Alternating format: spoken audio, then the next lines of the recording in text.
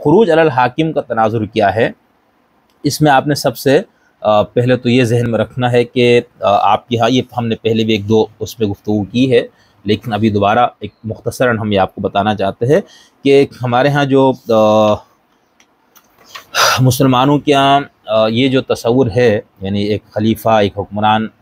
سب سے پہلے تو یہ ہے کہ حکمران بنے گا کیسے، یعنی اب ایک ریاست ہے، یہاں پر 1 لاکھ 2 لاکھ 4 لاکھ 25 کروڑ 20 کروڑ کی آبادی ہے،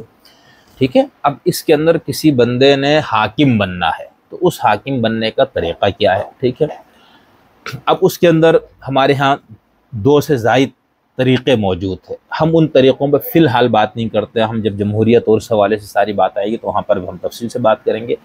اب ان طریقوں میں سے کسی بھی طریقے سے، ٹھیک ہے، چاہے وہ اہل عقد کے طریقے سے ہو، تغلب کا طریقہ ہو، ٹھیک ہے، جو بھی ہو، موروثیت کا طریقہ ہو، ایک بندہ کرسی اقتدار پر براجمان ہو گیا ہے، اب اس کے اندر اسلامی فقہی اس میں اس حاکم کے لیے کچھ شرائط ہیں کہ اس کے اندر یہ خوبیاں ہونی چاہیے، ٹھیک ہے، کچھ بنیادی خوبیاں ہیں اور کچھ فروعی اور ذیلی خوبیاں ہیں۔ اب اس کے بعد حاکم بن گیا، وہ بننے کے بعد اس کو اس سے معزول کب کیا جائے گا، یعنی تصور تو آپ کے ہاں یہ ہے نا، خلافت کا جو آپ کا پورا تصور ابھی تک رہا ہے وہ یہی کہ ایک خلیفہ بن گیا تو اس نے مرتے دم تک ہی رہنا ہے، اس کو نہیں، اس نے مطلب کرسی نہیں چھوڑنی، ٹھیک ہے۔ پھر جب ہمارے ہاں ایران میں اہل تشیع نے اپنا نظام ولایت فقیہ کے نام پہ رائج کیا تو وہاں پر بھی یہی ہوا، امام خمینی بھی مرتے دم تک ولی فقیہ رہے، اور اب خامنہئی صاحب بھی پچھلے 35-40 سال سے جو بھی ہے بلکہ کم ہے، مطلب جب سے دوسرا ولی فقیہ، ٹھیک ہے، تو ادھر بھی خلافت والا آ گیا کہ بندہ جب تک زندہ ہے اس نے وہاں رہنا ہے، لیکن کیا غیر معصوم ہے نا، یعنی جو خلفاء ہے وہ بھی اور جو ولی فقیہ ہے یعنی کتابی حد تک، تو اب جو غیر معصوم ہو اس سے غلطیاں ہوں گی، وہ بڑے جرائم بھی کر سکتا ہے، چھوٹے جرائم بھی، بڑا گناہ بھی کر سکتا ہے، چھوٹا بھی کر سکتا ہے، تو اب اس کے اندر بحث یہ ہوتی ہے کہ بھئی اگر ایک حاکم، مسلمانوں کا حکمران، خلیفہ، جو بھی آپ نام دے، اس کو خلافت کی کرسی سے، اقتدار کی کرسی سے کب اس کو معزول کیا جائے گا، اس کے لیے ہمارے ہاں 2 بنیادیں ملتی ہے۔ ایک بنیاد کو ہم کہتے ہیں کفر بواہ، یعنی وہ حاکم کسی ایسے عمل کا ارتکاب کرے جس کی کوئی تعویل اور توجیہ ممکن نہیں ہے، وہ بالکل کھلا کفر ہے، ٹھیک ہے، مثال کے طور پر وہ ختم نبوت کا ہی انکار کر دے، مرنے کے بعد کی زندگی کا انکار کر دے، خدا کا ہی انکار کر دے، ٹھیک ہے، یا فرائض دینی کا انکار کر دے، ٹھیک ہے۔ ایک اس کے کرنے میں کوتاہی وہ الگ چیز ہے، ایک وہ بالکل کفر بواہ کا اظہار کرے، ضروریات دین میں سے کسی ضرورت کا انکار کر دے تو وہ ہو گیا کفر بواہ۔ تو اس صورت میں کہا جاتا ہے بھائی اب یہ حاکم رہنے کا حقدار نہیں ہے، اس کو ہٹانا چاہیے، ایک تو یہ ہے۔ دوسری بنیاد ہے جس کو ہم ظلم اور فسق کہتے ہیں، یعنی فاسق یعنی کسی ایسے گناہ کا ارتکاب کرتا ہے جو گناہ کبیرہ ہے، یا وہ ظلم کا ارتکاب کرتا ہے، تو اس صورت میں بھی اس کو حاکم رہنے کا حق نہیں ہے، اس پہ سب کا اتفاق ہے، ٹھیک ہے۔ جو پہلی صورت ہے اس پہ تو یہ ہے کہ آپ نے پھر اس کو ہٹانا ہی ہے بھائی، یعنی اب وہ حکمران نہیں رہ سکتا، کافر کھلا ہو گیا۔ جو دوسری صورت اس کے اندر اس بات پہ تو تھا کہ وہ جو حاکم بننے کی بنیادی شرائط میں سے وہ شرط اس کے اندر سے نکل گئی، لہٰذا وہ حق حکمرانی اس کے پاس نہیں ہے، ٹھیک ہے۔ اب اس کو ہٹانے کے کیا طریقہ ہو سکتا ہے؟ ایک تو یہ کہ وہ خود استعفیٰ دے دے، وہ کہ ٹھیک ہے میں اب اسلام سے میرا دل مطمئن نہیں، میں جا رہا ہوں، تم لوگ اپنا کوئی خلیفہ، وہ تو بالکل فبیہا ہو گیا۔ دوسری صورت کیا ہو سکتی ہے؟ دوسری صورت ہے وہ جس کو ہم یہ کہتے ہیں کہ مسلح جد و جہد کے ذریعے اس کو ہٹانا، اس کو ہم خروج علی الحاکم کہتے ہیں، کہ حاکم کو ہٹانے کے لیے مسلح جد و جہد کرنا، طاقت کا استعمال کرنا، ٹھیک ہے۔ اب اس کے اوپر مسئلہ یہ ہے،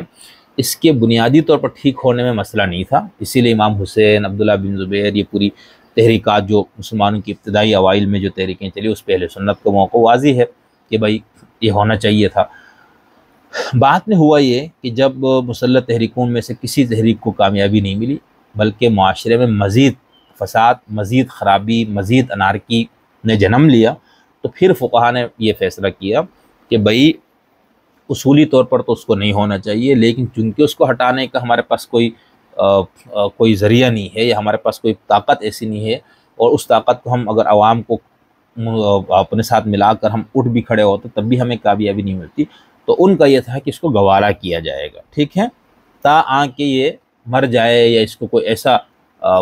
اس کے اوپر کوئی مصیبت اس پہ لاحق ہو جائے کہ کرسی چھوڑ دے، ادروائز اس کو قبول کیا جائے گا، ٹھیک ہے۔ اب اس پہ اہل سنت کے ہاں یہ مشہور ہے کہ ان کے ہاں یہ اجماع ہو چکا ہے کہ حاکم کے خلاف خروج جو ہے وہ حرام ہے۔ اب اس پہ مسئلہ یہ آتا ہے کہ جیسے امام ابو حنیفہ رحمۃ اللہ علیہ سے 2 رائے منسوب ہے،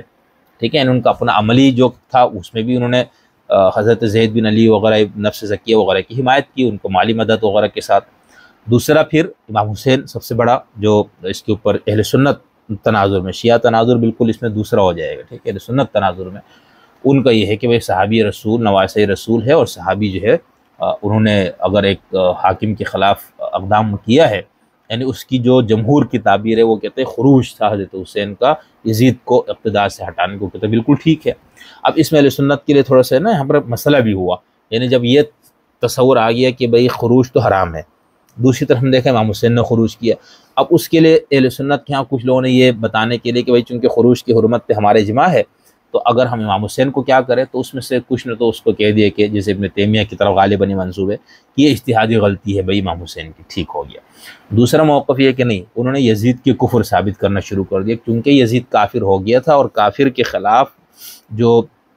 کفر بواہ کا مرتکب حکمران اس کے خلاف تو خروج واجب ہو جاتا ہے۔ یہ صرف فسق کی بنیاد پر تھا جو ہم اہل سنت میں اجماع تھا کہ اس کے خلاف خروج نہیں ہو سکتا۔ اس کی جو بہت بہتر توضیح کی ہے وہ علامہ غلام رسول سعیدی صاحب نے صحیح مسلم کی شرح میں اس کی بہت اچھی توضیح کی ہے۔ ڈاکٹر مشتاق صاحب کی جو کتاب جہاد مزاحمت اور بغاوت، اس میں بھی اس پہ اچھی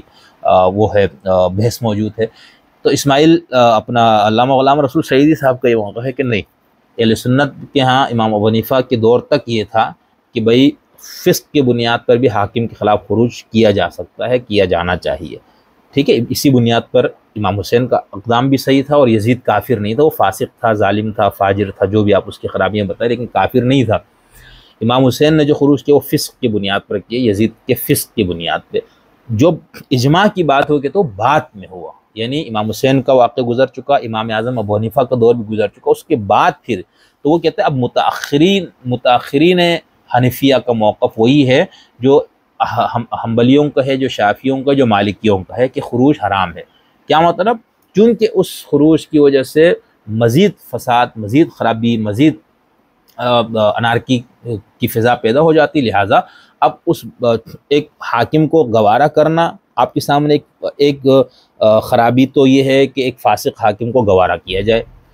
دوسرا یہ ہے کہ اس کے خلاف جب ہم نکلیں گے تو چونکہ اس کے پاس پورا اقتدار ہے، ریاست ہے، فوج ہے، پولیس ہے، فورسز ہے، ڈنڈا ہے، تو اب ہم جب نکلیں گے تو پھر کامیابی کا کتنا امکان ہے؟ وہ نہ صرف اس پوری تحریک کو کچل دے گا بلکہ اس تحریک کے جتنے حامی ان سب کو بھی کچل دے گا، تو پھر کوئی آواز بھی نہیں اٹھے گی، ٹھیک ہے۔ تو اس وجہ سے انہوں نے یہ کہا کہ خروج حرام ہے۔ شیعہ موقف جو اس میں جو اوریجنل اثنا عشری شیعہ موقف تھا وہ یہی تھا کہ بھائی امام کی غیبت کبریٰ میں ظہور امام تک کے سب چیپٹر کلوز ہی ہے۔ اب وہ بعد میں انہوں نے پھر اس کو دوبارہ کھول دیا۔ زیدی شیعہ کا موقف بالکل واضح تھا کہ جو بھی حاکم ظالم ہوگا، فاسق ہوگا، اس کے خلاف خروج واجب ہے، بلکہ امام ہوتا ہی وہ ہے جو فاسق اور ظالم حکمران کے خلاف باقاعدہ خروج کرے۔ خروج میں صرف تنقید نہیں ہے کہ آپ بیٹھ کے گفتگو کرے، حکمران کو نصیحت کرے، ایسا نہیں ہے، ٹھیک ہے۔ تو ان کے ہاں یہ تھا۔ اچھا، اہل سنت کے ہاں جو ہمارے ہاں ایک شدت تو یہ ہو گئی تھی کہ انہوں نے کہا بھائی حکمران پہ تنقید بھی نہیں کرو، یہ بہت یعنی ایک شاذ و نادر لوگوں کا، ایک کم لوگوں کا موقف ہے، لیکن یہ بھی ہے۔ لیکن جمہور اہل سنت کا موقف یہ تھا کہ اس کو گوارا کرنے کا مطلب قطعاً یہ نہیں ہے کہ اس کو ہم نصیحت نہیں کریں گے، اس کو ہم تبلیغ نہیں کریں گے، یا اس کے اس ظلم اور فسق کے اوپر ہم بات نہیں کریں گے۔ پرامن طریقے سے ہم بات کریں گے، تنقید کریں گے، جہاں موقع ملا ہم اس کو سمجھائیں گے بھی، لیکن اس کے خلاف خروج نہیں کیا جائے گا۔